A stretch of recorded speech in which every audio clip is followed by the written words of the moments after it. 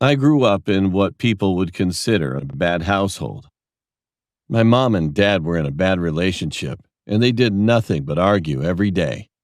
My mom would complain that my dad would stick in the basement almost every day and never spend any time with me. And my dad would always have the same response, that he's doing research down there. The only problem was that we were prohibited from going down to the basement. 3 locks were built into the basement door, and he kept his one key on his old keyring.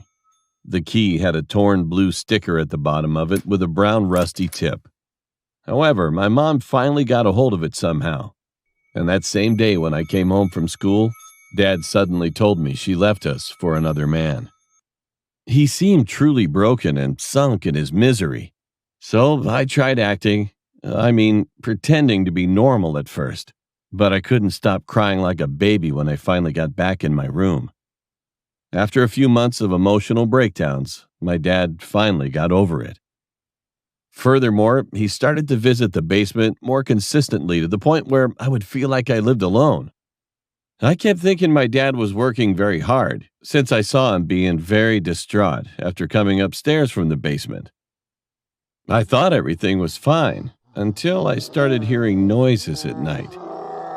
They weren't just regular noises. It was kind of someone's crying and scream of agony. But the most disturbing sound of all was the sound of growling, like some kind of beast would exist down in the basement. The next morning, I complained to my dad, but he acted like he had no idea what I was talking about as he walked past me to get ready for work. So I just shook it off, assuming that he was watching some horror movie down there, or if I was just imagining the whole thing. I went back to my room. As it was the weekend, I was ready to catch up on some Saturday morning cartoons. I turned on my TV, and as I got ready to change the channel, I heard a familiar name. The news reporter was naming over 40 missing people in our town, and my mom was one of those names as they briefly showed her picture and information. I was confused about who would file a missing person report for her, because my grandparents both died in a tragic car accident years ago. She had no siblings, and my dad told me she left us for another man. I wanted to inform my dad, but soon I was concerned it would make him depressed again. And in a way, I was still angry at her for leaving us. So I ignored it and changed the channel. A few minutes later, my dad came in to tell me he was leaving for work. He gave me a kiss on my forehead and informed me that he'd be back later that night.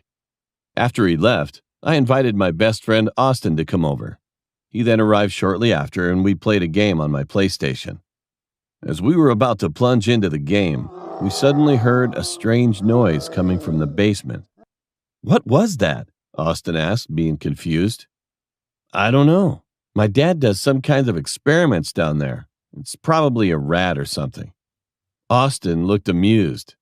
"No, dude, we can't go down there. My dad said so," I said quickly, bringing an end to Austin's excitement. It has no reason to doubt that Austin was disappointed. Then he asked for something to drink, so I went to the kitchen to get some juice for him. However, I was hit with a foul odor of something rotting as soon as I arrived in the kitchen. I looked around to see what could be the cause of the smell, and I found that the basement door was cracked open. I went to close it, but the curiosity got the best of me. So I called Austin to help me investigate. We darted down the stairs to the basement, clenching our noses at that horrible smell. It was dark until Austin found a light switch and quickly flicked it on. However, we had to regret our decision instantly after we saw the inside of the basement. There were people hanging from hooks with random limbs missing. As we were standing in horror, Austin clenched my shirt strongly. I could see the piles of feces and human remains contained within certain sections of the room. But the most disturbing and disgusting sight of all was the cage in the dark right corner of the room. The inside of it seemed to be a person sleeping at first, but as it looked up, I quickly realized that thing was not a person.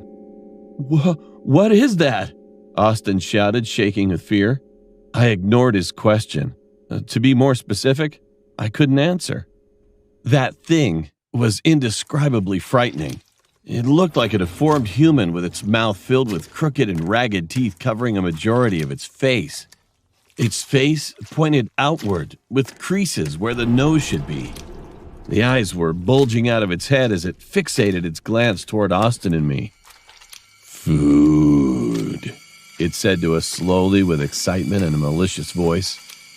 Then it started clawing at the iron bars of the cage with its needle-like hands. I sat there in horror until Austin grabbed my wrist. We ran up the stairs scrambling for the escape and shut the door. After I made sure it was perfectly locked, I saw Austin sitting on the carpet floor with his knees to his chest. Once we had a few moments of silence, I then finally realized what really happened to my mom and those missing people in our town. At that instant, Austin muttered like this: "Your dad, he was feeding those people to that thing. Now, what should I do now?"